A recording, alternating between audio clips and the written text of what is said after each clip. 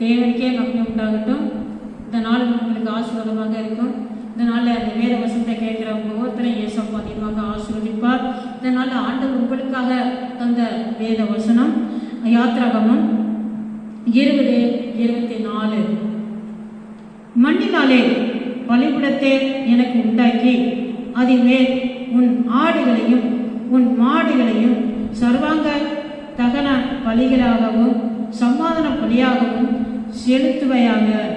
நான் என் நாமத்தை பிரஸ்தாபப்படுத்தும் எந்த ஸ்தானத்திலும் உன்னிடத்தில் வந்து உன்னை ஆசீர்வதிப்பேன் அப்படின்னு இந்த இடத்துல நம்ம வாசிக்கிறோம். இப்போ மண்ணினாலே பலிபீடத்தைன்னு சொல்றோம். இப்போ வசனம் சொல்லப்பட்டிருக்குது. நம்ம ஆண்டவர் நினைக்கிறாரு மண்ணொன்று நம்மளை நினைவு கூறுகிறான்னு வசனம் சொல்லப்பட்டிருக்கு. அது மட்டும் இல்லை, நம்மளை மண்ணினாலே உருவாக்குனார். ஆதியாகமத்துல நம்ம வாசிக்கிறோம். ஆதி பிதா ஆதாம் ஏவாளையும் மண்ணினாலே உருவாக்குனதை நம்ம பார்க்கிறோம். நம்மளை மண்ணென்று நினைவு கூறுகிறார். அப்ப இந்த மண்ணு ஒன்று கூடி மண்ணினாலே பலிபடுத்த அதை சபையாக கூடி எல்லாரும் கூடி வரதா நம்ம வச்சுக்கலாம். பலிபடத்தை என்னை உண்டாக்கி அதுவே உன் ஆடுகளையும் உன் மாடுகளையும், அதாவது பலின்னு சொல்லப்பட்டா இப்ப உதட்டு நாளே செலுத்துகிற ஸ்தோத்திர பலி, உதட்டு நாளே காளைகள் அதுவும் பலி, இதுல ஆண்டவர் செலுத்துற பலிகள். இப்படி பலிகளை நம்ம சர்வாங்க தகன பலியாகவும் சமாதான பலின்னு நம்ம வாசித்தோம்னா ஆண்டவரோட நம்ம ஒப்புரவாக அவரோட ஒற்றுமையாக அவரோட நெருங்கி வாழ்கிற அவரை சந்தோஷப்படுத்துகிறது சமாதான பலி. அவரோட ஒப்புரவாக இருக்கிறதே சமாதான பலி. இப்ப இதெல்லாம் செலுத்தி நம்ம அவரை சந்தோஷப்படுத்தும் பொழுது அவரை சந்தோஷப்படுத்துற அந்த இடத்துல அவரை மகிமைப்படுத்துற அந்த இடத்துல ஆண்டவர் ஆசீர்வதிப்பாராம். அருமையான இதை கேட்கிற அருமையான சகோதர இதை நீங்க செய்தி எழுதினாக்க இப்ப ஏசாப்பா நீங்க அந்த செய்கிற அந்த பலி செலுத்துற அந்த இடத்துல நீங்க ஸ்தோத்திர பலி செலுத்துறீங்களா? உதடுகளை பலியை நீங்க செலுத்துறீங்களா? நீங்க சபையாகி அந்த மண்ணினால பலிபீடம் கட்டுற அந்த இடத்துல நீங்க எல்லாரும் கூடி வரீங்களா? அந்த இடத்துல எல்லாம் ஏசாப்பா உங்களை ஆசீர்வதிப்பார். நீங்க அவர் மகிமைப்படுத்துற எந்த இடமா இருந்தாலும் சரி அந்த இடத்துல நான் உன்னிடத்துல உன்னை ஆசீர்வதிப்பேன்.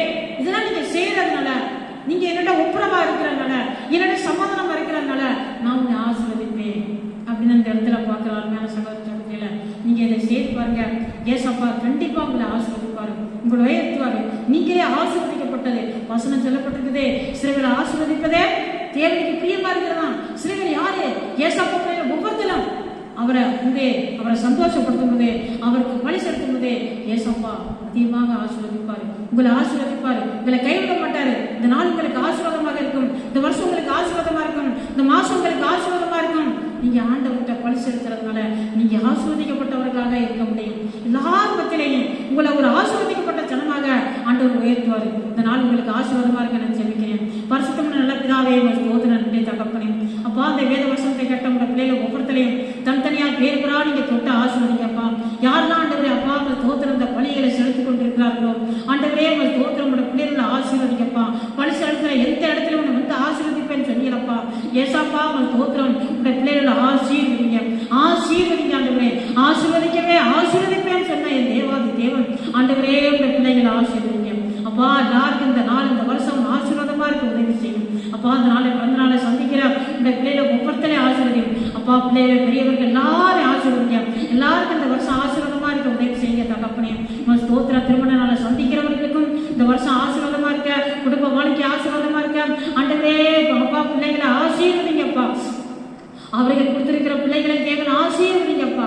ஏசாப்பா ஸ்தோத்திர நன்றி அப்பா. குறைகள் எல்லாம் நிறைவாக்கும். இந்த நேரத்தில் கூட கத்தாவே படிக்கிற இருக்கிற ஆண்டவரே பரிசுத்தவங்களுக்கா ஊழியக்காரங்களுக்கா ஜெபிக்கிறையா ஆண்டவரே ஸ்தோத்திரம். யாரெல்லாம் படிக்கல மருத்துவமனையில இருக்கிறார்களோ கண்ணீரோட கவலையோட இருக்கிறார்களோ எல்லாருக்கும் ஜெபிக்கிறேன் தகப்பனே அப்பா. உங்க பிள்ளைகளை ஆசீர்வதிங்க, விடுதலாகுங்க, சாட்சிகளா நிறுத்துங்க ஐயா. யாரெல்லாம் நோக்கி பார்க்கிறார்களோ எல்லாருக்கும் விடுதலை கொடுங்க ஆண்டவரே. தெய்வமே ஸ்தோத்திரம். யாரெல்லாம் பலி செலுத்துறார்களோ ஆண்டவரே அப்பா அவர்களை நீர் ஆசீர்வதிங்க ஆண்டவரே. தெய்வமே விடுதலாக்கும் குணமாக்கும் அப்பா ஸ்தோத்திரம் ஆண்டவரே. ஸ்தோத்திரம். தங்களுக்குரியவர்களை இழந்து விட்டு கண்ணீரோடு கவலையோடு இருக்கிறவர்களுக்கு நீர் உதவி செய்ய ஆண்டவரே ஸ்தோத்திரம். சமாதானத்தை கொடுக்க ஆண்டவரே ஸ்தோத்திரம் அப்பா. அப்பா உடைய காலத்தில் ஒப்பு கொடுக்கிறோம். ஏசு கிறிஸ்துவின் நாமத்தில் ஜெபிக்கிறோம் பரிசுத்தம் நல்ல